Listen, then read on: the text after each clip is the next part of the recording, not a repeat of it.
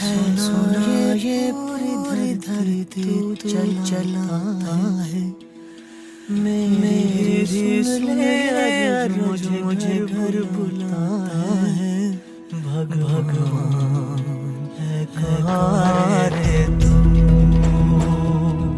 है खुदा है कहाँ रे तू। है सुना तू भक्त के राह दिखा है। मैं भी खोया मुझे घर घर बुला है। વિછિયા તાલુકાનો લાલાવદર ગામ છે. અત્યારે પહોંચી ગયા હી ત્યાં ભાઈ મેટાલિયાના ઘરે. તમે જોઈ શકો છો ની પરિસ્થિતિ કેવી છે અને ચાલુ વરસાદે આપણે વિડીયો બનાવ્યો છે.